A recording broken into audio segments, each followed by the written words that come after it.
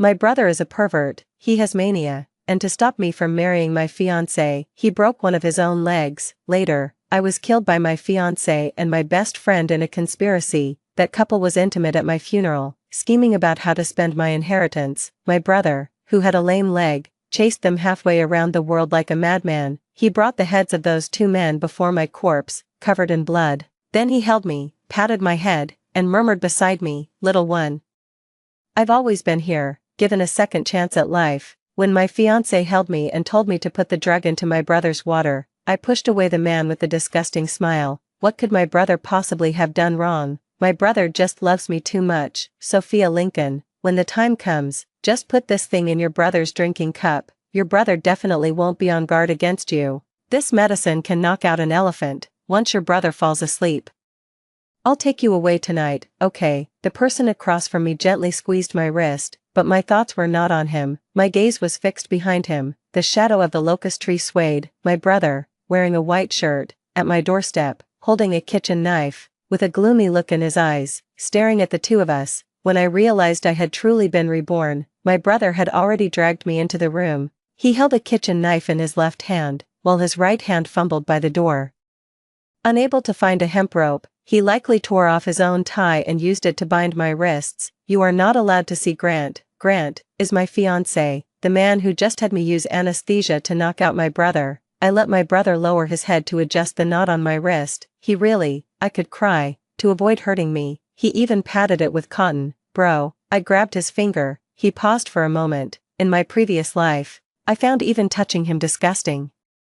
So my action made him hesitate for a second or two. Then, he covered my mouth with his hand. "Shut up. If you dare plead for Grant again, I'll kill him." That's exactly how it was in my previous life. My brother and I gradually drifted apart. I was madly in love with Grant, not knowing that while he was getting close to me, he was already involved with my best friend, and the two of them conspired to kill me for insurance fraud. I truly believed Grant was my destined soulmate, clinging to him with unwavering devotion, but my brother tried his best to stop me, telling me that Grant was not a good person. I was so overwhelmed with anger that I said a lot of harsh things to him. "Emmett Lincoln, you're a pervert, imprisoning your own sister. Do you know why all the neighbors avoid you? Because you're a monster. I hate you too. Why did it have to be you as my brother? I don't want you as my brother anymore. I don't want you as my brother anymore." I only remember how pale my brother's eyes were that day. He looks like his mother, beautiful to the core, yet always exuding a fragile, precarious sense of brokenness. He simply tied me up without any emotion, then said to me, "Dinner is fish head stewed with tofu, my favorite dish." When I snapped out of my memories, I was already tied to a chair. My brother was cooking in the kitchen. My brother is indeed a mentally unstable, extreme control freak, but what's wrong with him? He just doesn't know how to love me. I zoned out for a moment, and my brother came out of the kitchen, looking down at me. "What's wrong, brother?" I looked up and smiled at him. "Why aren't you making a fuss?" His voice carried a hint of a soft, husky rasp. Actually, my brother's voice wasn't raspy at all before. It became hoarse from shouting while working for others to support me. "You don't have to tie me up, brother," I said to him softly. "I will never run away again. I will stay by your side and cure the illness in your heart." But my brother just looked down at me coldly. "Hard tactics didn't work, so now you're trying soft ones." My brother thinks I still want to run away, but he doesn't know that what he can't stand the most is when I soften toward him. The man who turned and walked away had a resolute back. I cleared my throat. I added a bit of a tone to my voice. "Bro, it hurts." 3 seconds later, I was sitting perfectly fine in front of the chair.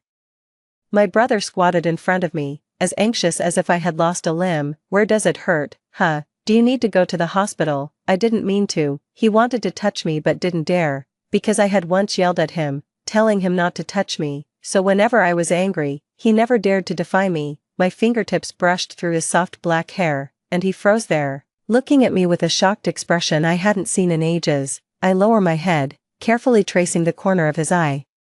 "Brother, in this lifetime, let me protect you. I mean it, since I've been reborn. Grant and my best friend, these two rotten people, neither of them will get to live a good life. How dare they dirty my brother's hands after my death?" Sophia Lincoln, didn't I tell you to drug your brother yesterday? Beside the small shop, Grant, with his hands in his pockets, frowned as he looked at me. In my past life, my obsession with Grant was as if he had cast a spell on me. As a result, His attitude toward me was always domineering. If you don't manage to get your brother to sleep tonight, don't expect me to help you escape. In my previous life, I listened to him and drugged my brother, but perhaps my brother had a high tolerance for drugs, because he woke up halfway and struggled to chase after me. He stumbled and fell down the stairs, breaking one of his legs. I still remember that day vividly. My brother's eyes were so red. He lay on the ground, yet still wanted to keep me. He shouted at me, "Don't go, come back, they're bad people." His voice was completely hoarse, and he said to me with difficulty, "Trust your brother. Brother would never lie to his sister, even until death. Brother would never lie to his sister, even until death." But at that time, I only thought he was a control freak who wanted to lock me in his room for the rest of my life. Grant probably thought that by threatening me with not taking me away, I would panic. But I didn't even raise an eyebrow and asked him, "Will this drug kill my brother?" And my good best friend Luna just happened to sit down next to me with a popsicle at that moment. "Sophia, it's very simple. Just watch the dosage and make your brother fall asleep. Besides, he's a scumbag who deserves to die. He deserves to die. If he deserved to die, would he have pursued the two culprits to the ends of the earth after my death? If he deserved to die, would he have dragged his disabled leg to avenge the sister who never listened to him and was always on guard against him? Do you think I don't know whether my brother is a bad person or not?" I look up, wishing I could tear these two people in front of me to pieces right now, but now is not the time. I stare at the bag of knockout drugs in my hand. In my heart, a plan has already formed. "Did you go looking for Grant again?" As soon as I stepped inside, I was pulled into someone's embrace. His straight, upturned nose was nestled against my neck, breathing softly. My brother carried the scent of locust blossoms. Under the daylight lamp, Emmett Lincoln's complexion was very pale, yet his features were strikingly vivid, like ink forcibly splashed onto white paper and an ink stone. Fragile to the touch. "Bro, I'm not." "Shut up," he interrupted me roughly, his knuckles brushing against my shoulder blade, the unfamiliar touch sending a shiver through me. But this time, I didn't dodge. It suddenly struck me that my brother resembled a dog trying to figure out if the tattered doll he picked up still belonged to him. I smiled, my fingers brushing through his messy bangs. Then, I abruptly froze. "It's burning hot. Extremely hot. My brother has a fever." Only then did I notice that his face was paler than usual. Despite being in such discomfort, he still stubbornly kept his eyes on me. "Bro, why aren't you going to the hospital?" I trembled slightly as I took his body into my arms. His voice was cold and hoarse. "You promised you'd be back by 6. I have to wait for you." The clock had already struck 9 in the evening. I suddenly realized that, in dealing with my own matters, I had forgotten the time we had agreed upon. But my brother, like a fool, insisted on waiting for me to return, even if his head was burning with fever. My brother is lying on the sofa. He's looking at me with that shocked expression he hasn't used in ages. Because I'm going to make dinner for my brother. This is the first time in my life I've ever made dinner for my brother. I'm really good at cooking. In my past life, to please Grant, I would bring him meals with different variations. But for my brother, I often looked down on him. So many years later, I found out that my brother, that pervert, had kept the half-eaten bread I left behind for a long time. The shrimp and scallop porridge is cooked to perfection. I blew on it, scooped a spoonful, and brought it to my brother's thin lips. My brother stared at me, his eyes filled with suspicion as if I had drugged him. "Are you going to eat it or not?" I asked calmly. He bit the spoon, lowered his eyelids, looking a bit obedient. I can hardly imagine how those slender arms, with veins so clearly visible, once managed to sever the heads of Grant and my best friend. "Brother, have you ever thought about our future?" I spoke softly to my brother as he was eating his porridge. "I'm about to graduate, and your job isn't stable either. We could sell our current house and move to live by the sea. I want to open a flower shop." Once, my plans for the future never included my brother. The thing I said to him most often was to tell him to get lost. It was he who raised me, who gave up everything for me. "Brother, don't you like flowers?" I leaned closer to him. "But you always have the scent of locust blossoms on you." Before I could finish my sentence, he had already raised his hand and pinched my chin. The man's rough fingers brushed past my lips. The look in my brother's eyes has always been clearly etched with the word possession. "What do you want to say? By the sea, at the flower shop? Is it convenient for you to run away? Don't lie to me, okay?" "Sophia Lincoln," he called my name, as if in a dream. "You know perfectly well, the first thing you do in a new environment, is to throw me away." He was telling the truth. If it were in my past life, I would definitely have done the same. My brother was like an animal that, once bitten by a snake, fears ropes for 10 years. I wanted him to trust me again, but he saw me as a venomous snake luring him to swallow a bitter fruit. There had been too many times before when I had deceived him. Leaving him with nothing, in the empty room, we stared at each other in silence. You need to prove it. My brother stared at me. How do I prove it? I asked him. The light flickered, and suddenly, it went out. The room plunged into complete darkness, and soon I knew exactly how my brother wanted me to prove it. I collided with a scorching chest, his palm supporting the small of my back, burning hot. I heard his muffled groan. Then he gripped my chin, his lips pressed against mine first. It's really hot. He's hot everywhere, his fingers brushing against the back of my neck, kissing me, but my tongue is almost numb from his heat. My brother is ruining his own sister. His lips follow my damp brows and eyes, moving downward, landing at the base of my ear, teasing my senses with a temperature that doesn't belong to a normal person. My brother probably never imagined that when he pressed his lips against mine, I would clutch his collar tightly and kiss him back.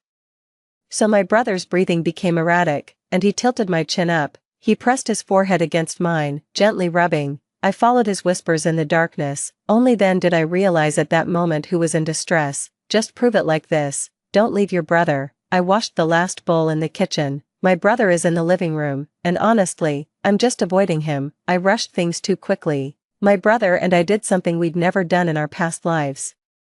I know my brother's feelings for me go far beyond familial love. We aren't even blood related, but the way he looks at me has always been filled with unbearable restraint. He wants me, but he doesn't dare make a move. I don't know how to face him, even though I've lived 2 lifetimes. Just as I was pondering this, my brother pushed the door open and walked in as if nothing had happened. Want a drink? He pinned me against the sink. Holding a cup of warm milk, he brought it to my lips.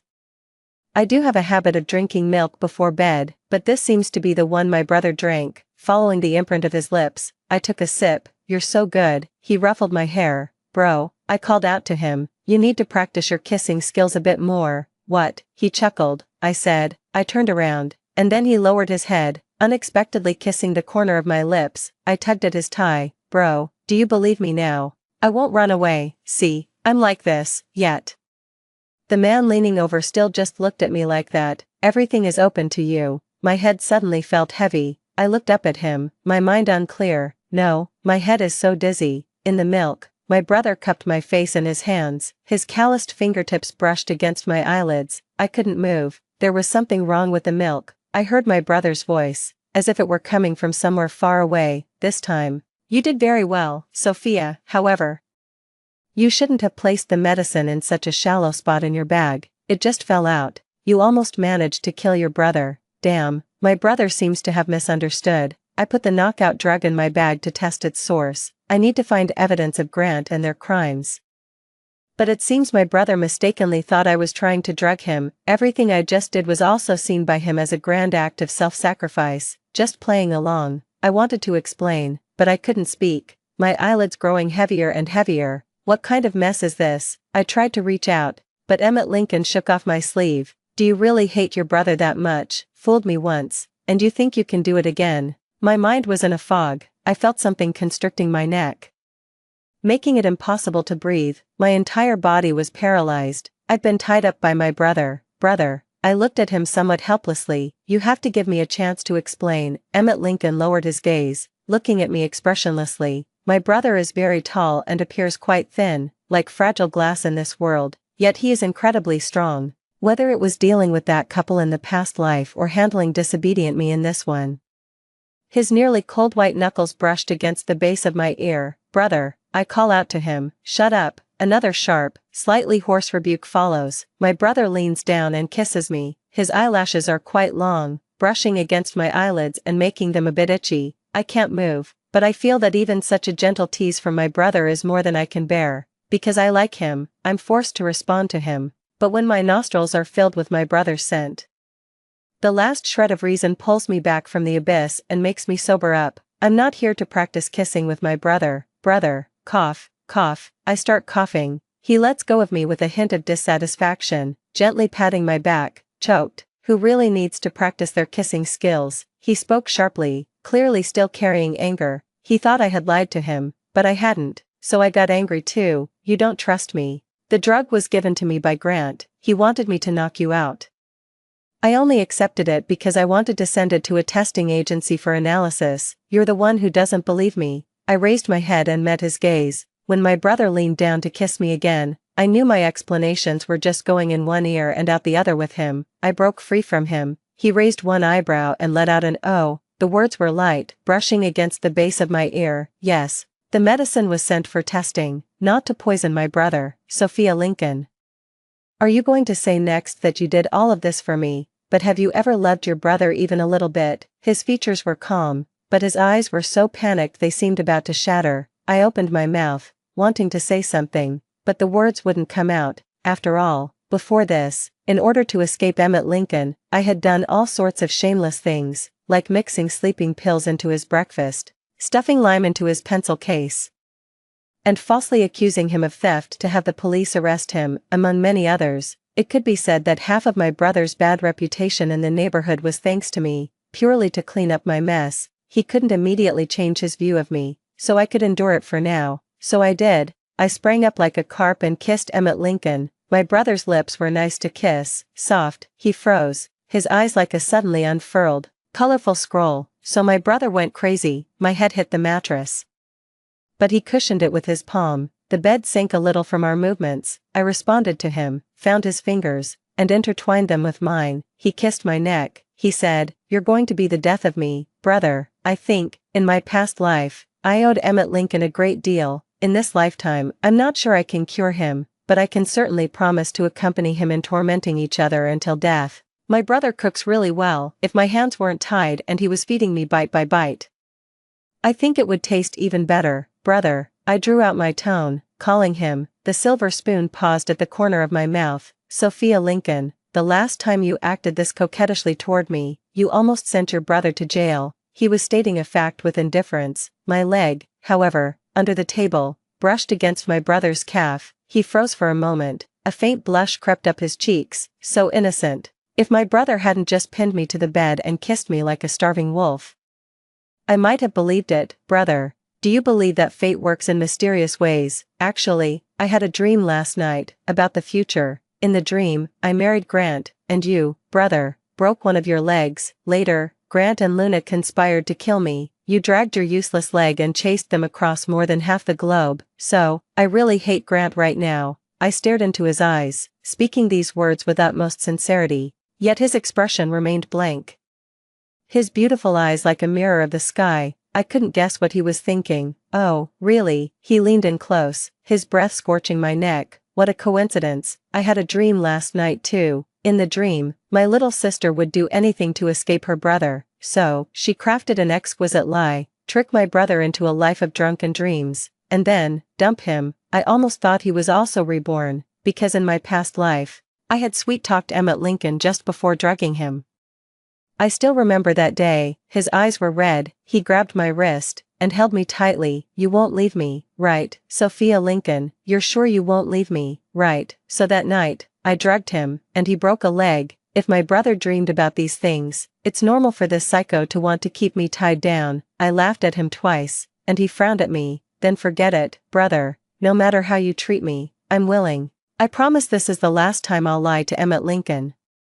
I turned the water temperature to the lowest setting while showering, and blasted cold air directly at my head while drying my hair. I've had a weak constitution since I was little. When I felt a chill rush to my forehead and my sinuses felt a bit off, I sniffled, knowing I was about to catch a cold. Whether I can get a fever depends on luck. I came out of the bathroom, drying my hair, and saw my brother sitting on the sofa, his dark eyes fixed intently on me. I walked over and, with a soft ah, collapsed into his arms. Although my move was sudden, my brother still reached out and wrapped his arms around me. I suddenly feel like a fox spirit seducing a scholar, but my brother's gaze is as resolute as if he's about to renounce the world. His voice is cold and detached. Go to sleep. I pinched his thigh. This doesn't feel like my brother. He clasped my fingers, and I stared at his bobbing Adam's apple. Why are you ignoring me? Stop moving around. Go to sleep. When he spoke again, there was a hint of warning in his tone. Brother, I'm being so good to you. Don't you like it?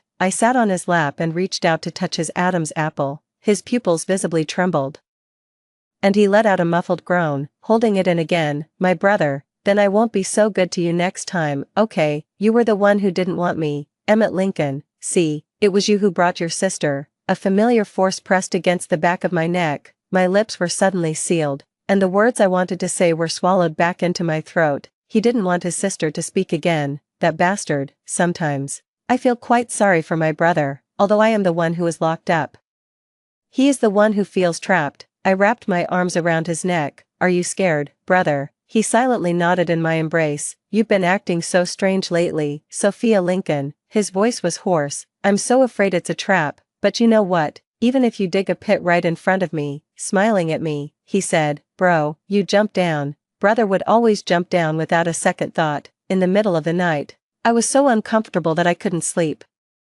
I went to knock on my brother's door. Bro, I think I have a fever. My vision was blurry as I looked up at him, and in that moment, a flood of thoughts rushed through my mind. I just thought my brother was really handsome. He probably has a lot of girls at school who like him. Unfortunately, my brother, for my sake, suddenly picked me up. Go to the hospital. Without a moment's hesitation, his coat was already draped over me. He reached out and touched my forehead. I could feel him tremble, probably quite hot. My brother always gets flustered because of me. My brother is too perfect, so God gave him a weakness, me. My brother's life has been shattered because of me. In the taxi, I leaned against my brother's shoulder. I really did feel quite cold, so I clung tightly to his coat. My brother's hand is in mine, and I'm playing with the raised veins on the back of his hand, still feeling unwell, almost there. He's worried that I might have burned out my brain. I really want to tell him that I'm fine. Actually, I did it on purpose, but I'm already afraid to see my brother's expression when he finds out the truth. My brother frantically carried me to the emergency room. He placed me on a chair in the hospital's fore area. He straightened my collar, crouched down in front of me, and called me sweetie. I'm going to pay the fee. I'll be right back. Be good, you won't feel sick anymore after the 4. I buried half my face in his coat, peeking out with my eyes to look at him, and nodded. He patted my head, he hooked my collar and kissed the corner of my mouth. I stared at his figure as he hurried away. My brother really wants to come back to me soon, but I left his coat on the chair, turned around, slipped into the vast night outside the hospital. I really want to spend my whole life with my brother. Maybe one day, my brother will understand that I truly love him, but unfortunately, I don't have much time left. I can't let Grant and Luna lose patience with me. I finally managed to obtain some evidence of their crimes. It's 4 in the morning, just as dawn is about to break. I called Grant, but he didn't answer. Well, at this hour, who isn't deep in sleep? At the same time, I couldn't help but think, how frantic would my brother be when he realizes I'm gone? When I was very young, my brother once lost me in a shopping mall. I was crying in the crowd, and he pushed through the endless stream of people to hold me in his arms, trembling with anxiety. After that, my brother always managed to find me, no matter where I was, until my previous life, when he broke his leg. His sister still left him without looking back. The ringing of the phone interrupted my memories. It's Grant. I answer the call. You ran away. He falls silent for a moment before asking me. Yes. My brother is a bit difficult to deal with. The medicine was taken by my brother. Can you get me another dose? Don't worry. My brother has let his guard down around me this time. It's definitely going to work. To dispel Grant's suspicions, I had to pretend to be utterly disgusted with my brother. Moreover, Grant was acting very strange today. It seemed like he was using a voice changer. This wasn't good. It meant Grant was starting to suspect me, like a domino effect. I was terrified that my changes might completely alter the course of the world. How can I trust you, Grant? What's there to talk about trust between us? Sure enough, Grant must have sensed something. I had no choice but to keep raising the stakes, taking a deep breath and uttering those words. I like you. Don't you know that? He fell silent again for a long time. Then he asked me, what about your brother? I need to make sure you haven't been turned by your brother. My brother, I can't even be bothered to look at him. Just a dog that won't stop clinging to me. If he ever dies, I'll be setting off fireworks to celebrate. No way, not at all. I'm definitely saying the opposite. I closed my eyes and silently added in my heart, over there. It seems they finally trust me. Give me an address, 876, South Street. Be careful. Grant is definitely involved in some illegal activities with my best friend, Luna. I even suspect that they had already conspired to defraud others' insurance before they met me. So this time when I went I secretly turned on the voice recording mode on my phone. I lowered my head and glanced at the phone screen. 45 missed calls, all from my brother. The meeting point was an abandoned warehouse. Grant was always cautious. Even though it was just eloping with me, he made it seem like we were engaged in illegal activities. In my previous life, I actually didn't sense anything wrong. Dawn is approaching, and the light of day seeps in through the window. My mind still feels heavy and muddled. I think to myself, I need to gather some evidence quickly and report Grant and his group to the police. As for my brother, my thoughts were suddenly thrown into disarray, fiercely tangling and taking root in my mind. I couldn't help but start thinking of his name. It turns out that even a moment of betrayal and separation could leave me feeling this suffocated. I don't want to lie to my brother anymore. I really do regret it after all. I walked to the end of this factory building and stood there in a daze. The morning sun was just rising. A person was tied to a chair, mumbling incoherently. It was Grant, and behind him, my brother had his hands in his pockets, playing with the phone card in his hand. At that moment, I suddenly realized, my brother had kidnapped Grant. He learned to solve problems at the source. No wonder he used a voice changer. It wasn't Grant who answered the phone, it was my brother. What did I say to my brother on the phone? I said, my brother, I can't even be bothered to look at him, just a dog that won't stop clinging to me. Whenever he dies, I'll have to set off fireworks to celebrate. I'm screwed. The morning sun cast a clear, dividing line between him and me. I stood there frozen, my throat feeling parched. Bro. He tilted his head slightly, beautiful eyes reflected me, devoid of any emotion. Are you going to plead for him? He kicked the person sitting in the chair in front of him. Grant was clearly terrified, looking at me desperately for help. Scared like this, bro, let me make it clear first. I'm not trying to take his side, but we shouldn't do anything illegal. So you're pleading for him? He cut me off. This kind of brother felt so unfamiliar.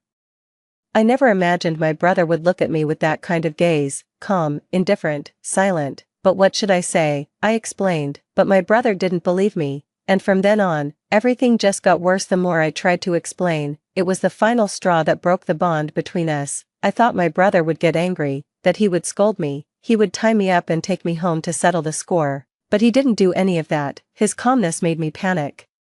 As if I were slowly sinking into a lifeless swamp. After a long while, I heard him sigh. Sophia, you know, I like you. I'm afraid of many things, and every one of them is about you. I'm afraid you'll get hurt, afraid you'll go astray, afraid you'll leave. These past few days, I've been wondering just how much you hate me, to the point where you'd rather sacrifice yourself than be around me. It was only later that I realized, even if I held on to you tightly, you would still leave. So, Sophia, I won't stop you anymore. My brother pushed that man. The morning sun didn't catch up with my brother's figure. I only managed to catch his words. Live well with him, remember to go to the hospital, I won't see you off. I stood there in a daze. It took me a long while to process what had just happened. My brother doesn't want me anymore. In the empty factory building, Grant was so moved he was almost in tears. Woo-woo. Sophia, I knew it, you still have me in your heart.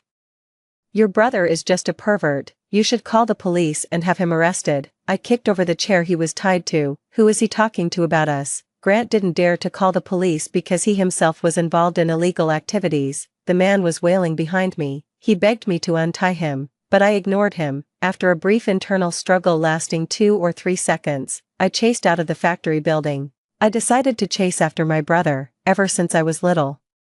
It's always been my brother who comforted me, so my brother can't just abandon me. I don't know where my brother has gone, so I decided to go home and look for him first. Now it's my turn to call his phone and not get through. Truly, the tables have turned. Sitting in the car, I typed out a long text message to him, then deleted it word by word. I suddenly feel like I've been infected by my brother. I'm going crazy too. When I can't see him, my mind is filled with thoughts of him.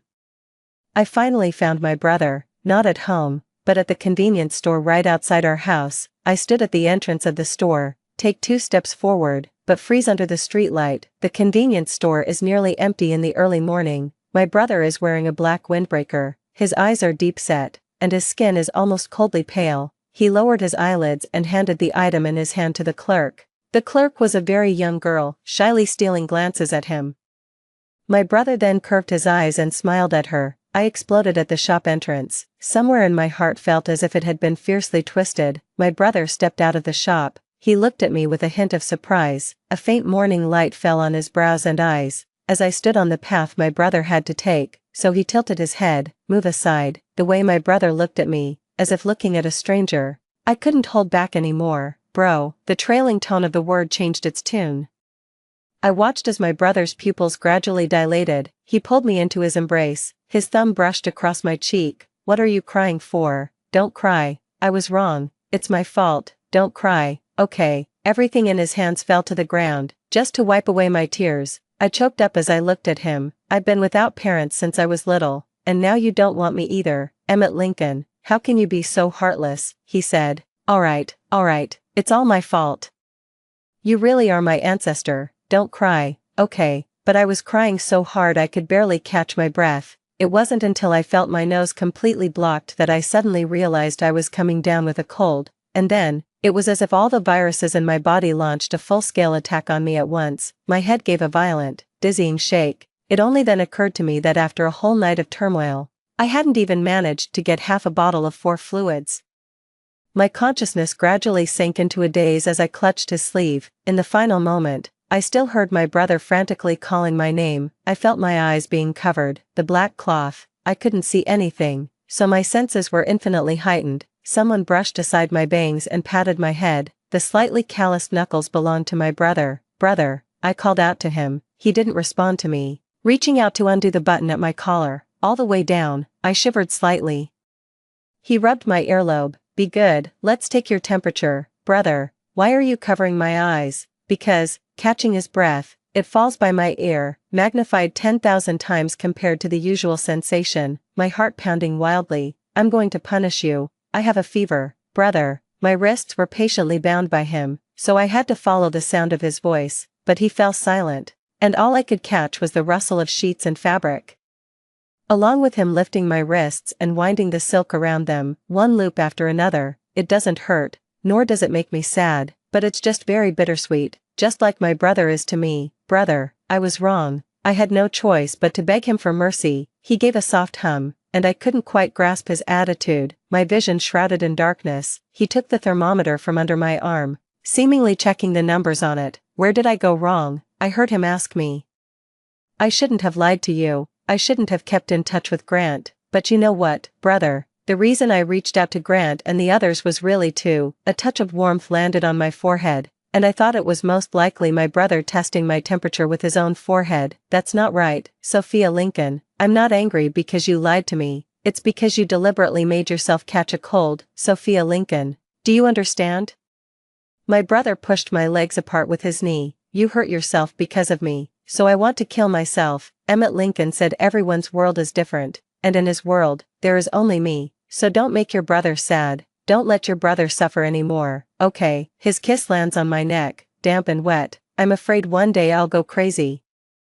Then I won't be able to love you anymore. I felt his gentle bite, the voice gradually twisted into a painful aftertaste. You could hold a knife to my brother's throat, you could break my brother's legs. What can I do? I'm willing to endure it, but you're sick, you're in pain, you're uncomfortable. What do you want me to do? I'm going crazy, so please, torment your brother a little more, but don't hurt yourself. Looking back, my brother has been like this in both lifetimes, even covered in bloodstains. He still holds me tight. I wrapped my arms tightly around my brother's neck. But I love you too, brother. You should trust me a bit more. I love you too. These words burst like fireworks suddenly shattering, and I could feel my brother freeze in place. The next second, I felt a twinge of regret. My brother is too crazy. Tear glands can't be restrained due to physiological stimulation. Heart is clenched. At that moment, I finally understood. My brother's pain had also bound itself to me. His kiss landed on my heart, invading, plundering. Creatures in the darkness are all like this, unable to yearn for light, so they always draw it from each other. When I was little, I was afraid of the dark, afraid of falling into an unseen abyss,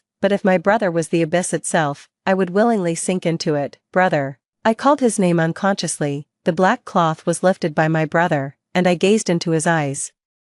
His eyes sparkled, like the most ancient stars in the universe, burning in my heart. I felt so ashamed I wanted to cry. His slightly hard teeth pressed into the skin of my neck. You said, brother is your dog, so what is this dog doing to you now? And they say he doesn't hold grudges, he clearly holds grudges like nobody's business. The morning's faint light falls upon the bedding, I move my arm, and my brother holds me even tighter. Other sisters cling to their brothers like octopuses.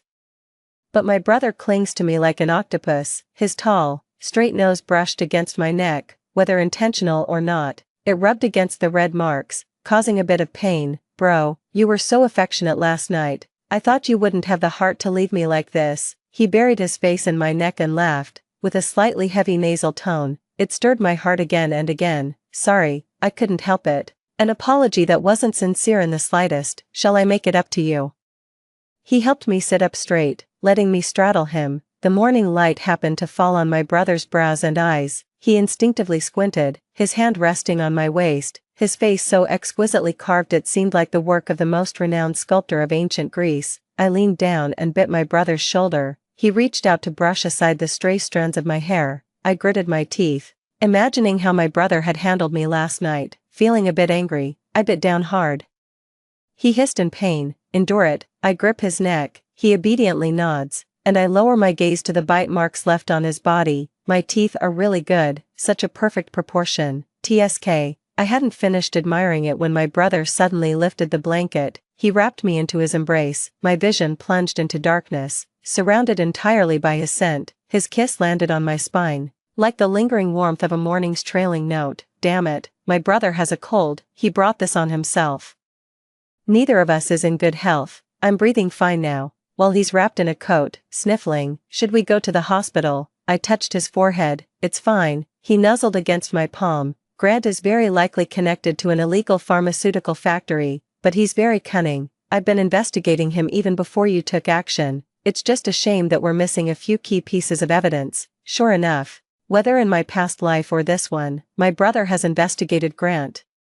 But clearly, both times, he failed to catch any flaws. But my brother was investigating him for illegal drug manufacturing, and Grant might still be involved in another, even more dangerous activity. I tugged at my brother's sleeve. I think Grant and Luna are very likely to have conspired to commit insurance fraud. My brother was taken aback. You mean, Luna approached me first, and then Grant waited for the right moment to act, get close to me, get to know me, then marry me, kill me, and claim the insurance? A very bizarre speculation. But my brother's eyes darkened slightly, especially when he heard kill me. Their IDs might both be fake. Bro, try looking into it from this angle. My brother stared at me for a long moment, then laughed. What? You want to be a little detective? Actually, my brother's job really is being a detective, a private detective. But it's a completely different line of work from the detectives you see in literature or the ones people usually think of in real life. I really don't like my brother's profession, because my brother is smart, but he doesn't have an education. At that time, our family could only afford to send one of us to school. When I went to high school, he had to take on this kind of shady job to support me. For a while, I saw him coming home covered in bruises every day. Later, I found out that the assignments he took were helping others fight in underground boxing matches. What kind of private detective is that? It's more like he'll do anything for money. Sophia Lincoln. My brother's nasal voice brought me back to my thoughts. I looked up. Suddenly, my brother wrapped a scarf around me. He kissed me through the thick cashmere. Thank you for standing by my side. I was stunned for a moment, then suddenly felt a pang in my nose. I have always been on your side. I will never go far in this lifetime, silly brother. After winter passes, the first spring flower blooms. I stand by the window counting the ice that has formed, the indoor heating steaming up a vast expanse of white mist. The child next to me is doing practice exercises. This is my last job before graduation, a part-time tutoring gig. I gaze out through the glass. A faint light falls upon the freshly melted snow. Someone leans against a silver second-hand Santana, watching me. My brother is wearing a camel-colored cashmere sweater. He's so pale that he blends into the vast expanse of white snow, standing far away. I'm not even sure if he's lost in thought or if he's looking at me, until my phone vibrates in my pocket. It's his. Stop looking at me. Focus on teaching. The kid next to you is about to burst with curiosity. I fall silent, turn my head, and meet the gaze of the child who was just diligently memorizing vocabulary. Now her eyes are sparkling with vitality. Sis, what's going on between you and that guy? Is he your boyfriend? I ruffled her hair. My thoughts returned to the topic at hand, the piled-up melting snow. Just like that, flooded through the entire silent winter. I stepped out onto the crunching, melting snow and saw Emmett Lincoln. He opened his arms to me. "Hey, watch out." I fell into his embrace, I slipped, and he wrapped his arms around my waist. I let myself be held in that position, my breath dissipating in waves. He tugged on my hood and pulled it over my head. In the dim, swaying light, he leaned down and kissed me. On the way home, he held my hand only because the thin ice on the road could make people slip. I absolutely would not admit that I was coveting his warmth. He spoke as he walked. "Do you still remember the town we used to live in? My brother and I didn't used to live in this city. After our parents went missing, my brother brought me here. The police officer who was investigating our parents' disappearance back then seems to have been transferred here. The day before yesterday, I ran into him. My heart suddenly tightened. I opened my mouth, unsure how to respond, and instead gripped his hand tightly. "It's fine." His slightly comforting tone dissolved into the vast white sky. I provided them with a clue to capture Grant, probably, to thank me. My brother and I walked to the front door of our home. A police officer in plain clothes was standing at the entrance. Compared to the last time I saw him, he now had half a head of gray hair, and his gaze remained sharp. If anything, it had been honed by the years into something even more formidable. The middle-aged officer's eyes fell on my hand, which was holding my brother's, and his expression turned somewhat amused. "Long time no see. The bond between you two siblings is still as strong as ever. It's been over 7 years since we last saw each other, hasn't it, Sophia? And Emmett too. It's been such a long time. You two haven't changed much at all." My brother and I sat on one side of the sofa. The middle-aged police officer smiled at us, the lines at the corners of his eyes spreading, so friendly that it was impossible to probe his sincerity. "I remember when I was in charge of your parents' case. Your sister was still in high school." He gestured with his hand to a position around his waist. "I was just a rookie cop back then, yet, to this day, I still haven't been able to get to the bottom of this missing persons case. It's been a lingering regret throughout my years as a police officer. That's why I don't like dealing with cops who are over 50. They are well versed in the art of communication and know how to peer into the depths of a person's heart. As for my brother, he is clearly more adept at this than I am." "Officer Wong, is that banner by your side meant for me? I only lent you a small hand, and yet you came all the way to visit. I'm truly sorry for the trouble." My brother was smiling, but the middle-aged man's gaze remained fixed on him. After a long while, he also smiled. "Thank you for assisting us in capturing Grant and his related criminal gang. The trial for this case will begin next week. If you two are interested, you can also come to observe. Here, a banner of commendation." He handed the banner to my brother, who reached out to take it. He was about to hand it over, but then he stopped. "On second thought, after all these years, have you two made any new discoveries regarding the case of your parents' disappearance?" I suddenly stood up. The coffee table wobbled slightly from my movement. Officer Wong watched me with great interest, while my brother reached out to steady me by the waist. Sorry. The water in the kitchen must be boiling. Let me make you a cup of tea." My steps were a bit flustered, pulling open the kitchen door, closing it, and leaning over the sink to catch my breath. My heart is beating too fast. The sun sets, and I am enveloped in a fading shadow, the foam in the sink trembling. Something's wrong. This is different from my past life. Why is that case being brought up again? Is it because I gave my brother a lead, and he happened to run into Officer Wong, causing the timeline to shift? "Emmett, my brother and I have just started to get on the right track and live a normal life. Please, don't." I clenched my palm tightly, letting the pain pull my rationality back. In the living room, the conversation between my brother and Officer Wong came through faintly. "My sister has always been timid since she was little. You know, our parents went missing when we were kids. You just scared her." My brother's voice was calm, neither humble nor arrogant. "Oh.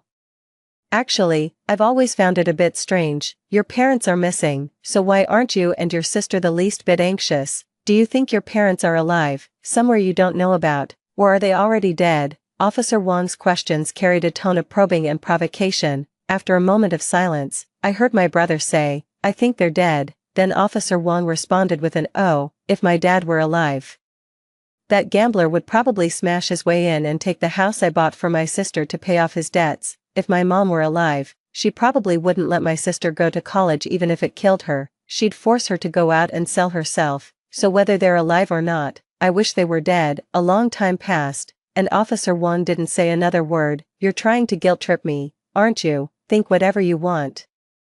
My sister has been in the kitchen for quite a while without coming out. I'll go check on her." A series of rustling sounds followed. It was my brother pulling open the kitchen sliding door. After a long while, my brother hugged me. I just realized I was trembling. Looking up, I saw the boundary between light and darkness. It turns out we have always been confined to the darkness, while Officer Wong's living room was illuminated by the light. Yet our kitchen, unable to hold on to the last glimmer of the sunset, was swallowed into a damp and oppressive cage. I heard Officer Wong say loudly, "But the law does not tolerate personal feelings. Whether a person is dead or missing, I will definitely catch the culprit. It is my duty as a police officer." I trembled. My brother sneered. He lifted my chin and kissed me. "Quite the act of rebellion, isn't it?" In the living room, Officer Wong was loudly expounding on his ideals. Meanwhile, in the dimly lit kitchen, my brother's hand slipped under my clothes, groping my waist, kissed my nose bridge, lips, neck, whispering softly, murmuring, doing the most indulgent and reckless things. My vision sways, catching a glimpse of the bright light in the living room. Perhaps I have long been in the 18th layer of hell. That's why I'm not afraid of the dark. I also hate the light. May has just ushered in the fierce chirping of cicadas in summer. I sat at the entrance of the police station, with people coming and going around me, until I saw the man with half-gray hair. Officer Wong, though he was middle-aged, he remained energetic, stretching lazily with his leather jacket tucked under his arm. "Saw me? Well, if it isn't little you. You've been coming to see this old man quite a bit lately." I handed him the milk tea in my hand. He said he wasn't used to drinking what young people like, but still took a big sip. "What's wrong? I heard you're about to graduate. What about your brother?" Ignoring his question, I said to him, "Our old house back home is going to be demolished." He raised an eyebrow. "Oh, that self-built house. That's great news. That area has been under development lately, so you should get a decent compensation, right?" I remained silent for a moment, then quietly looked up at him. "When I was a child, my parents often hit me." The setting sun was reflected in my pupils. I watched the expression on the officer's face across from me gradually turn serious. Back then, I was young and foolish, and it hurt when I was hit. Maybe I really could have done something utterly outrageous. Officer Wong's smile completely vanished from his face. Police officers are always so sharp. Perhaps his rapidly working mind had already pieced together the cause and effect 1,000 times over. I turned around. I left him. When I got home, my brother had already prepared a table full of dishes. I told my brother that class ends at 4 o'clock. It's already 6 o'clock now. Suddenly, I remembered that when I first came back to life, my brother was also sitting on the sofa waiting for me like this. I walked up to him and took his hand. "Bro," I call out to him. He seems sealed by the sunset, trapped in the ever-descending afterglow. He grips my wrist and pulls me into an embrace. "Where have you been?" "Go find Officer Wong." I promised my brother I'd never lie to him again. He sighed and ruffled my hair. "Silly, it seems that many words can be hidden in actions. Just like when my brother picks me up and kisses me. Just like his fingers running through my hair, tangling over and over again. If everything in the world has a temperature, then I hate such a scorching summer. Let's eat first." His fingers brushed aside my bangs. Panting by my lips, I wrapped my arms tightly around his neck. "What to eat, brother?" "Food, brother." We mixed up each other's predicates. He looked down at me, then pulled me into his embrace. Outside the house, a string of bicycle bells rang out. The pungent scent of Sichuan peppercorns from someone's kitchen drifted in through the window. But I knew this summer was coming to an end, so I had to seize every second to kiss him. I wanted to press him into my heart, carve him into my mind, so I would never forget him for a lifetime. I called my brother. I asked him if he had time to attend my graduation ceremony. My brother gave a vague response over the phone. "I'm not sure. I think I have a job tomorrow helping a client find their cat. If you don't come, you're dead." I threatened through gritted teeth. He laughs. "How do you want to die?" "I don't want you for the rest of my life." He falls silent on the other end of the phone, then comments, "Indeed, it's a fate from which there is no return." Actually, I still don't know if my brother will come, but I am an outstanding graduate, and I have to give a speech on stage. The money for my education was earned by my brother fighting in underground boxing matches. It was saved by my brother secretly eating pickles and steamed buns for a month, all without telling me. It was earned bit by this man called my brother, this superhero, from hardships I could never have imagined. I want him to at least know that his little sister has turned out somewhat promising. but when I actually stepped onto the stage, the audience below was a sea of dark heads. I hadn't seen my brother before going on stage, and I didn't know if he was hidden among all those faces, yet, I still mentioned him once in my speech. Thanks to my brother. Without him, I wouldn't have come this far. I don't think he heard me at all. He probably went to help that client find their cat. I should try to understand my brother a bit more. After all, when it all adds up, I still owe him. I stepped off the stage, and someone blocked my path. It seemed like some fool delivering flowers to his girlfriend, until I realized this fool had the face of my brother. I froze in place. That was the first time I ever received flowers. My brother gave them to me. Flowers? His tie is a bit crooked. Clearly just finished meeting with a client, perhaps even turned down a major commission. He leans down, smiles at me. Hey, Sophia, the white roses were bought in vain. You are far more beautiful than the roses. In the 15 minutes my brother and I walked through the bustling playground, I counted a total of 27 girls stealing glances at him. 3 girls came to ask for his WeChat, treating me like I was invisible. I started to feel grateful that my brother hadn't spent time on a university campus. Otherwise I might have ended up with some wealthy, beautiful heiress as a rival. Many graduates were taking photos on the sports field. I tugged at my brother's sleeve. Bro, let's take a photo together. I rarely take photos with Emmett Lincoln, because in the past, I always felt there was nothing worth capturing with my controlling older brother. This is the first time I've wanted to leave something behind with him. He lowered his eyelids to look at me. The emotions surging in my brother's eyes were too intense. I was somewhat relieved that this was a bustling playground. I pulled over a young girl to take a few photos for us. When she handed the phone back to me, the girl smiled at me. You and your boyfriend are a great match. Thank you. I didn't deny it. I also think my boyfriend and I are a great match. When I said my brother was my boyfriend, his eyes looked like they wanted to devour me. You've never said that before. What? The summer wind stirred up a pool of bustling noise, lifting his tie. My brother never belonged to my youth or my younger days. Yet it makes my heart race 100 times more than any other person I've ever brushed past. In an alleyway 100 meters away from the bustling playground, the summer wind sweeps through the passage. My brother pins me against the wall and kisses me. It's the first time you've said I'm your boyfriend, baby. I've been waiting so long to hear that. He kissed me until my legs went weak. Life seemed to have entered a cycle where everything was getting better. My brother and I both avoid talking about a certain matter. In the morning, he holds me in his arms while brushing his teeth, and our reflections appear in the mirror. We each go to our own jobs. Sometimes he brings a bouquet of fresh white roses to pick me up. Sometimes I bring him my latest culinary creations to taste. My brother says I'm repaying kindness with enmity. Later, the rainy season in summer always brought torrential downpours. Our travel plans were forced to be cancelled. I didn't know who to be angry with, so I could only vent at my brother. He held me in his arms and told me to sleep. Later, I really fell asleep in his embrace. When I woke up, the heavy rain outside was still pattering against the window panes. The evening glow seeped through the raindrops, and the street advertisement signs lit up one by one at a certain moment. My brother kept holding me in that same position the whole time. Still mad, he brushed aside my bangs and asked me hoarsely. I looked up and kissed his lips. Silly. One evening I came home early. It was my brother's birthday, and I planned to give him a surprise, so I sneaked into his study. It was called a study, but it was more like a place piled with books and miscellaneous items, where I used to study and do homework for exams. Now my brother uses it as his office. I was about to secretly hide the gift for him in the cabinet. When I opened the drawer, I accidentally caught a glimpse of the stack of white paper on the corner of the desk. Originally, it was just a very ordinary stack of white paper, but it was clear that someone had written on it with a sheet placed underneath, leaving faint impressions. I stared at the pencil that had rolled to the side. As if guided by a ghost, I picked up a pencil and started tracing over the imprint. It must have been some information my brother had written earlier, slowly revealing itself along the gray pencil marks. 9/17 demolish. It seemed to be the date when our old family home was scheduled to be torn down. My heart was suddenly plunged into an endless ice cave. No one knows what secrets are hidden in that old house. In my previous life, I didn't even live to see the day the old house was demolished.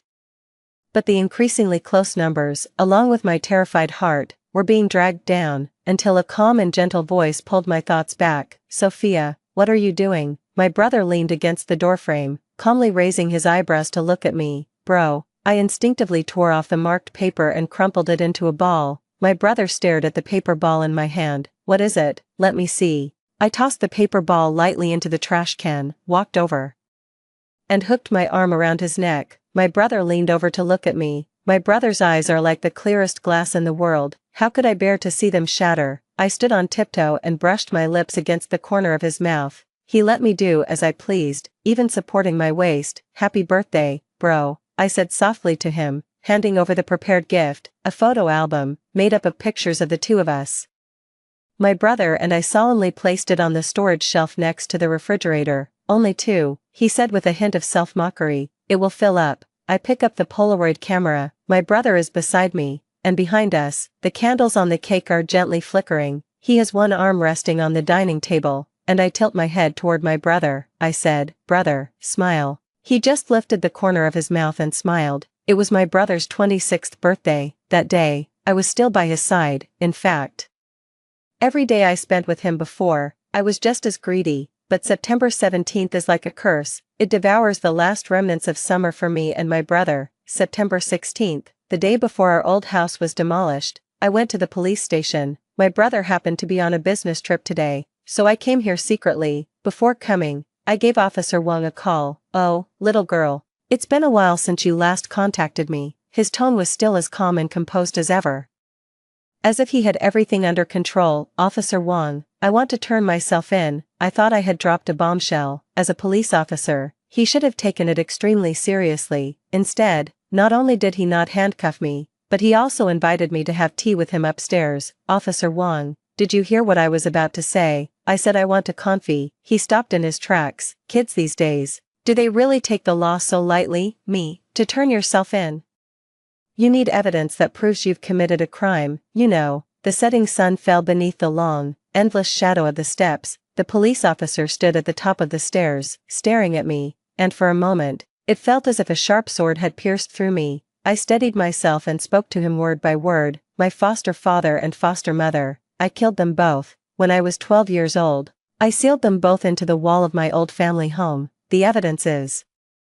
Tomorrow my house is being demolished. You should be able to see their bodies. It was a very long stare. I hate eyes that can see through everything about a person, so insightful and penetrating. I prefer my brother's eyes. No matter when, he always looks at me with gentleness. How truly interesting. After a long while, the middle-aged officer smiled, but I couldn't bring myself to smile. The sword of justice has finally passed judgment on me, punishing the self that once abandoned my brother. Are you two siblings taking turns to turn yourselves in? But your brother was a day ahead of you. My brother, little girl, your house is being demolished today, not tomorrow. Did your brother lie to you? He was already detained in the holding cell yesterday and has now been taken to the scene for DNA comparison testing. Perfect timing. The test results are about to come out. Do you want to come with me? Let's see who the real culprit is. No wonder, my brother, who never travels for work, has surprisingly gone on a business trip. No wonder, my brother didn't look too closely at what was written on that crumpled paper, because it was meant for me to see. No wonder, no wonder. At lunch yesterday, my brother looked at me as if he wanted to tear me apart. Exactly, thinking you'd never see me again. Right, I don't know how I ended up in the police car with Officer Wong. I don't know either, what he whispered in my ear. The wind outside the window swept across the silent street scene, and for the first time, I wanted to kidnap my brother. They said the beginning of autumn has arrived. My summer has also gone. My name is Sophia Lincoln. The trafficker said it was embroidered on the cloth that wrapped me when they stole me. I was 3 years old when I was sold to my adoptive parents. My adoptive mother said, girls, aren't they just a waste of money? The human trafficker said, you're offering too little money. Girls, after all, aren't our own flesh and blood, so of course we can use them however we want. With such a delicate and pretty face, she'd definitely sell well if she were to sell her body. Besides, look, she didn't cry or make a fuss, but quietly said, the place I stole from was on the commercial street next to the university in the city. She's got that cultured gene in her. The trafficker was selling me like a product. But the adoptive parents were still haggling. Finally, the trafficker said, your lost son is named Emmett Lincoln, right? What a coincidence. This little girl is named you. The deer call to one another, eating the wild apples. This girl can bring your son back. The foster father spat on the ground and rubbed his nose. What a useless thing. My son is named Emmett Lincoln because the rooster at our house never crows on time.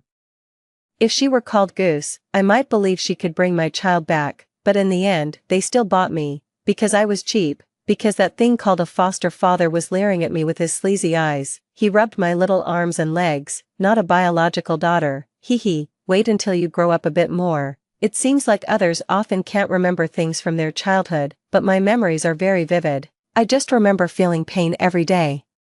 Sometimes it was the pain from being inexplicably beaten by my mother, sometimes it's because the family dog chases and bites, and it hurts, sometimes it's from hunger, the kind of hunger that hurts unbearably. The year I turned 8, Emmett Lincoln was found and brought back. Yes, Emmett Lincoln is their biological son. That night, my mother drove me to sleep in the pigsty, and I saw him. He wasn't really any better off than me. He was also dirty. But his eyes were beautiful. I had never seen such beautiful eyes, just like his mother's. Actually, I liked my mother, even though she often beat and kicked me, but my mother gives me food to eat. In my world, there is no concept of someone who is good to me. The mother who gives me food is the best. I hate Emmett Lincoln, because after he came back, my mom wouldn't even let me eat. I really had to fight with the family pig for food. Later, Emmett Lincoln secretly shared his food with me. He said, "I'm your brother." I never learned to speak, so I followed his tone and uttered a vague sound. I hate Emmett Lincoln, yet, I instinctively cling to him. I feel that Emmett Lincoln has taken everything from me, yet he is also the reason I survive. So one day, I quietly took the initiative to hold his hand. I watched as the boy's pupils slowly dilated. That year, he was 13, and I was 10. I never knew what kind of broken, hollow, obsessive, and wretched feelings my brother had harbored for me all along. I only know that my brother ranked first in the county, and he is very clean. My brother is different from me. I hate him even more. However, I was hit hard on the back with a wine bottle by that man, dragging my hair and slamming it against the wall, when my body was covered in scabs that formed and peeled off repeatedly. Only my brother pulled me into his room and applied medicine to me. His cool knuckles brushed over the wounds on my back. I looked up at the moon. That night, my brother held me in his arms. I didn't know what kind of decision he, at 15, made that evening. That small rural house filled with strange smells. I still live in pain every day, because Mom started doing strange things. Dad dragged me out of my room and beat me. My brother remained completely silent. I only remember one day. I was beaten by my father until I was gasping on the ground. A tooth fell out and landed at my brother's feet. I looked up at my brother. I said, "Save me." My brother's pupils trembled. I blamed him for being indifferent, but I didn't understand back then. They were his biological parents. He and they were on the same side. When I got my first period, my mom was overjoyed. She said, "You can go out and earn money now. Aren't you happy?" I think my mom was almost going crazy at that time. She hid in her room every day, inhaling those white powdery substances.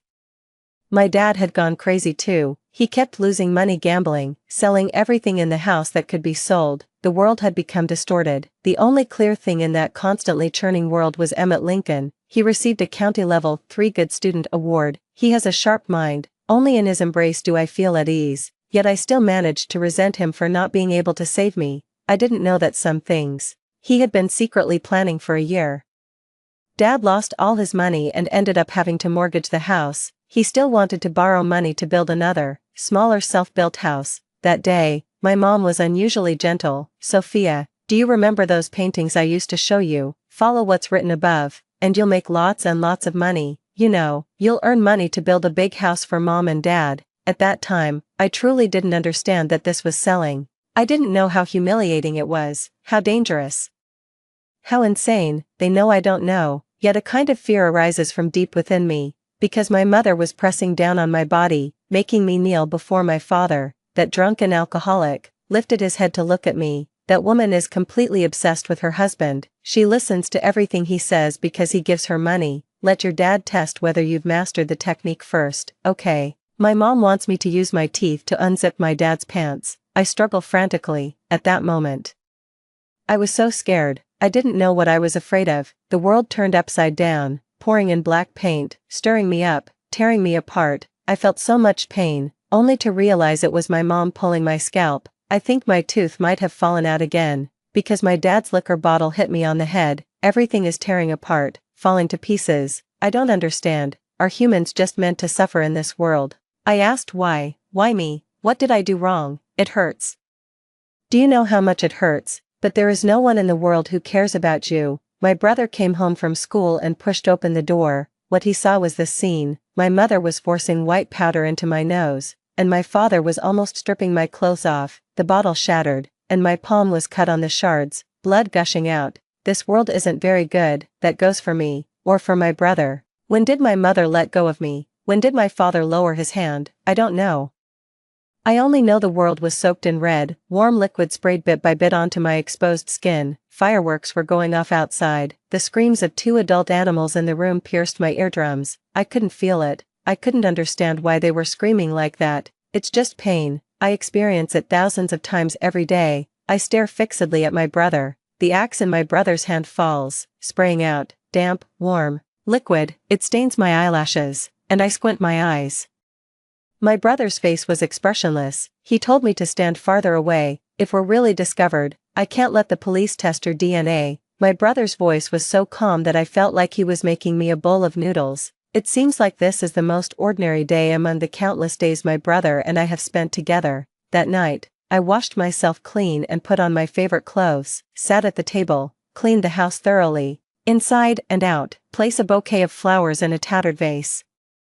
My brother is in the kitchen, stirring the freshly mixed mortar for the new wall. Everything is taken care of. My brother ruffled my hair, and I understood. The next day, I went to the police station crying, "Wah wah, officer, my parents haven't come back for 2 days. I'm so scared. Are mom and dad missing? Are they dead?" Neither my brother nor I know. That year, my brother was 19.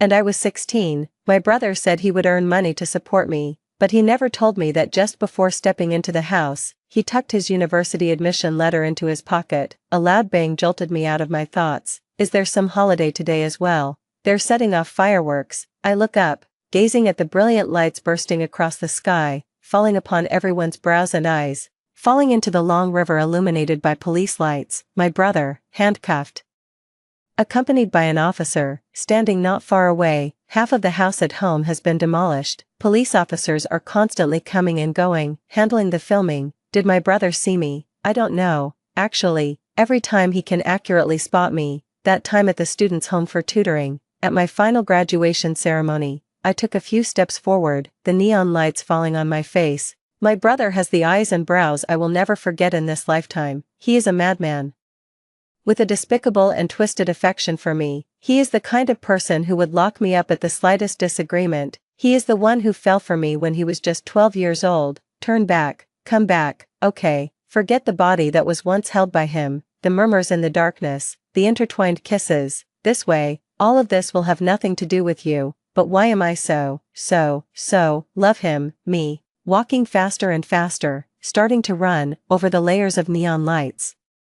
Darting through the scattered sparks of fireworks, I hear the clamor of voices. The summer wind sweeps through. My brother stands on the high platform, hands cuffed. I rush over, kiss him, bumping past the corner of the mouth. Fireworks fall one by one. Actually, I was already in boundless darkness. My brother was my only star. You must allow me to kiss him at the end, because he is my only star. A police officer rushed over and separated us. My brother lowered his eyes. He didn't say another word to me.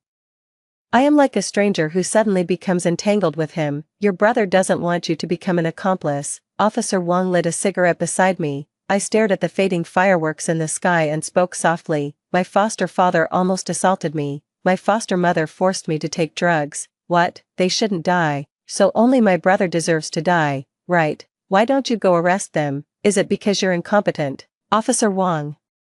He ignored my emotionally charged provocation. Murder is against the law. That's what the law stipulates. I regret that I couldn't send those 2 scumbags to prison, but whether they deserve to die is a matter for the law to decide. That's really good. I propped my chin on my hand and looked out the window. The flowing light ignited the deep black night. Law. Why isn't there any law in this world to protect a brother who's just trying to protect his little sister? No one answered me. I lowered my eyes. After a long while, he turned to ask Officer Wong beside him, "My brother seems to be a psychopath. Can his sentence be reduced?" Epilogue. I always feel like my brother has lost weight. Ever since he got out of prison, he also seems to have become even colder toward me. This is 3 days after I brought my brother home. I don't know if it's because he shaved his head into a crew cut, But he seems to have lost some of his former brightness and gained a bit more coldness and sharpness. At 6 in the morning, my brother woke up on time. I set an alarm to get up this early, because I was afraid my brother would just run off. Hurriedly, I served my brother a bowl of porridge. "Thank you," my brother said to me. My brother actually said thank you to me. He never said thank you to me even when our relationship was at its coldest and most rigid. I was stunned. Watching my brother drinking his porridge meticulously, my mom also came down from the stairs. "Emmett, are you settling into the room we prepared for you?" "Yes, my biological mother has been found." My brother was sentenced to 7 years for intentional assault. The DNA comparison and on-site investigation results have come out. The cause of death for that man and woman was not the axe wounds, but the glass shards from the beer bottle. The police speculate that it was my adoptive mother who suffered a shock after consuming a large amount of psychiatric medication. This triggered a stress response. The DNA found in the fatal wound of my adoptive father also matched that of my adoptive mother. In other words, in fact, it was my adoptive mother who caused my adoptive father's death and then committed suicide.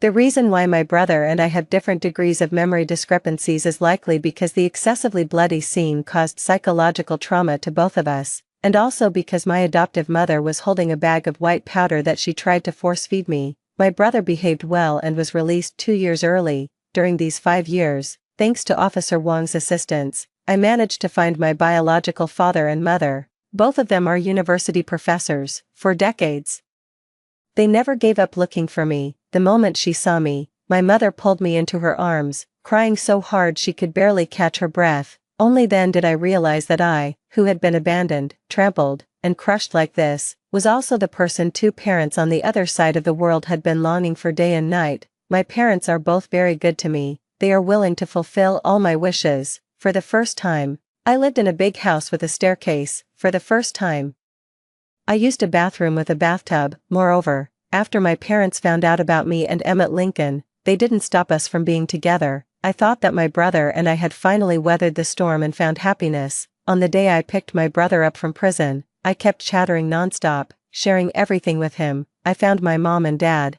I have a family now too, bro. I passed the teacher certification exam. I can start working as a teacher next month. Result: over the past 3 days, he has spoken to me a total of 4 times. Oh, okay, thanks. I feel like I'm about to suffocate. My former brother wasn't like this. He used to smile at me, comfort me, and speak sweet nothings to me gently. But now, you never even said I miss you to me. The bedroom door was knocked. It was my brother. I thought he had come to make up with me, or had finally come to his senses to say something nice to me. Result: he was wearing a black windbreaker, carrying a backpack, looking as if he was about to leave. Sophia Lincoln, please let your parents know. I won't disturb you any longer. I'm leaving. He was indeed about to leave. Gotta go. He's about to leave while his sister is still standing right in front of him. My heart felt like it had been twisted hard. I was so angry. Where are you going? I asked him. Go home. He lowered his eyes. No, bro, this is your home too. I held him back. Since you found your biological parents, don't call me brother anymore. His cold tone seemed to pierce straight through my heart. I'm a bit choked up. Then at least I still count as your girlfriend, right? I tugged at his sleeve, refusing to believe my brother wouldn't even admit to that. This guy used to go crazy over me just calling him my boyfriend. But then, after a moment of silence, take your hand off me. I've been in for 5 years, no contact for 5 years. What kind of girlfriend does that make me? I froze, staring at him in disbelief. What's wrong with you, man? Seriously, what's your problem? I'm really angry, and there's an indescribable panic. You haven't been normal since you came back. I didn't expect him to push me away. Actually, it wasn't a push, it was more of a setting me aside gesture. But I was so angry and a bit dizzy, so I collapsed by the door handle. As luck would have it, there was a wooden splinter on the door that had formed over time. My arm scraped against it, leaving a bloody scratch. It looked pretty scary. Blood began to bead up. My brother's eyes clearly flickered with shock, and he reached out to steady me, but I shoved him away. Get out, Emmett Lincoln, you don't want me anymore, do you? He froze in place. Listen to me. Did you figure it out in prison? This sister who's been holding you back isn't worth supporting. Just abandoning her like that. You're really a scumbag. Hurry up and leave. I don't want you either. Get as far away from me as you can. I don't want to see you. and I hate you the most. Actually, that's not true. I miss you so much. You're not a jerk at all. How could I possibly hate you? I was speaking in reverse, always using reverse psychology to see if my brother still loves me. But this time, my brother paused for a moment, eyes flickered, then stood up. Really left me, really doesn't want me anymore. I sat on the floor, unable to understand why my brother would do this. Unable to understand why he had changed since coming back from prison. Tears couldn't help but fall. Anyone else who made me cry, I could stop immediately, but if it was my brother who upset me, I couldn't. The fourth day after Emmett Lincoln was released from prison, I cut off contact with him. Where is Emmett? He didn't come back yesterday. The afternoon sun shone warmly on the sofa, and my mother sat beside me. Caught off guard by that address, I still couldn't help but feel a pang in my nose. He doesn't want me anymore. Probably figured it out in prison, thinking I'm not good enough for him. I rested my chin on my knees. My mother reached out and rubbed my back. I don't think that's the case. When people see others happy, they can't help but think of themselves. You've mentioned Emmett's family to me. I think maybe, when he sees you, he thinks of himself. Could it be that he feels he's not good enough for you? I looked up at my mom. That child, Emmett, looks at you with love in his eyes, but they're always filled with sadness. Perhaps, for him, it's enough just to watch you from afar. Wouldn't that be better than staying by your side? I listened to my mom's words and fell into thought. She patted my shoulder and handed me the car keys. Should we go after them? Give them courage. There is no such thing as being worthy or unworthy in this world. You are important to me, and you are the most suitable for me. Where could my brother go? Where could my brother's home be? The afterglow of the setting sun falls into the old residential area. His only place to stay is this home where he and I have lived for over a decade. I have the key. When opening the door to the house, a wave of alcohol scent hit me. My brother drinking. I remember he never drinks too much. Barefoot, I quietly stepped over the somewhat messy pile of slippers. I come here every month to clean up the house. Not too dirty. Bottles and jars were scattered by the table. The man was leaning drunkenly against the table. I walked over to him and looked at what he was clutching in his hand. My photo album with him, the last birthday gift I gave him. I shook him. Get up. He squinted drunkenly, and I sat in front of him, asking, why don't you want Sophia Lincoln? His eyes immediately reddened. I never said I didn't want her. I didn't mean to abandon her. Drunk. He seemed almost flustered, and somewhat bewildered, his empty eyes fixed on me. Then why did you leave her? Because she no longer needs a brother. I heard him whisper softly, his words tinged with a damp, sticky quality. She doesn't need it anymore. If she's with her brother, people will talk. Why is she with someone who's been to prison? This can't be. It just can't be. She must be well. I lean over the desk, toying with his bangs. What if she doesn't care? My brother lifts his eyes to look at me. But other people care. I cannot let my sister be slandered, speculated about, or humiliated. I cupped his face and looked into his eyes. Sophia Lincoln loves you. Emmett Lincoln let out a self-mocking laugh. What does that even mean? It's only because before, only her brother loved her, so she loved him back. But now, she has her mom and dad, she has a home, she has people who love her. Her brother's love doesn't really have anything special to offer anymore. I think my brother is about to fall apart. Why does the alcohol on him not smell unpleasant at all? Why am I still so greedy for it? I look into his eyes and say, wherever you are, that's my home. He laughs, not at all. I lift his chin and kiss him, our tongues intertwine, and his eyes suddenly widen, regaining a moment of clarity. See me, had a dream. I heard him say, yes, it's a dream, brother, you can do whatever you want to me. He pressed me against the table and kissed me. I heard him say so many, many things to me. I miss you so much. Don't go. I love you. What should I do? I like you so much. All the words I wanted to hear, he said them all to me. In this silent and lonely night, I have been here, in this room, countless times, spending one stifling, humid night after another with my brother. The night breeze drifts into the boundless darkness, my star lights up again, dots stir the ethereal glow of the night, lifting a pool of gauze into a sweet dream. The next day, my brother used the same old trick and was about to leave. I played last night's recording for the man standing coldly by the bed. It was all him whining to me, Sophia, I love you so much, don't go. I raised an eyebrow at him. Bro, are you having a split personality? Are you a different person during the day and at night? The man stared at me with his pitch black eyes for a long moment. Sigh. Then he pounced on me, wrapping me in a thick blanket. Sophia Lincoln, from now on, You can't regret it anymore, after hearing the story above. What are your thoughts? Feel free to share your opinions in the comments section. Looking forward to hearing from you. If you liked this story, don't forget to like it, share it, and subscribe to my channel. See you next time.